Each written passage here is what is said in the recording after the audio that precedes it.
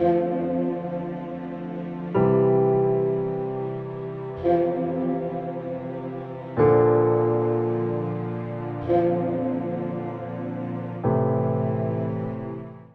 مقدس میں سے آج کی تلاوت اشعیاء نبی کا صحیفہ 40واں باب 25ویں تا 31ویں آیات۔ پس تم مجھے کس سے تشبیہ دو گے کہ میں اس کے برابر ہوں؟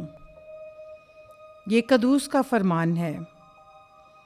اپنی آنکھیں بلندی کی طرف اٹھاؤ اور دیکھو کس نے انہیں خلق کیا، وہی جو ان کے لشکر کو شمار کر کے نکالتا ہے اور سب کے نام لے کر بلاتا ہے۔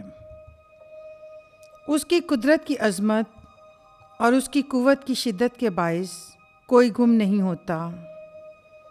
پس اے یعقوب تو کس لیے کہتا ہے، اور اے اسرائیل تو کس واسطے بولتا ہے کہ میری راہ خداوند سے پوشیدہ ہے اور میرا دعویٰ میرے خدا سے گزر گیا۔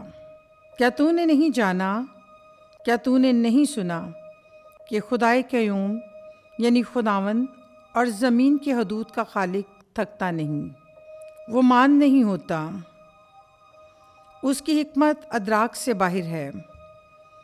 وہ تھکے ہوئوں کو قوت دیتا اور کمزوروں کو طاقت زیادہ کرتا ہے۔ نوجوان تھک جائیں گے اور ماند ہوں گے، جوان آدمی گر پڑیں گے، مگر جو خداوند کے امیدوار ہیں وہ از سر نو طاقت پائیں گے۔ وہ عقابوں کی طرح پروں سے بلند پرواز ہوں گے، وہ دوڑیں گے اور نہ تھکیں گے، وہ چلیں گے اور ماند نہ ہوں گے۔ پاک کلام کا پڑھا اور سنا جانا ہم سب کے لیے باعث برکت ہو۔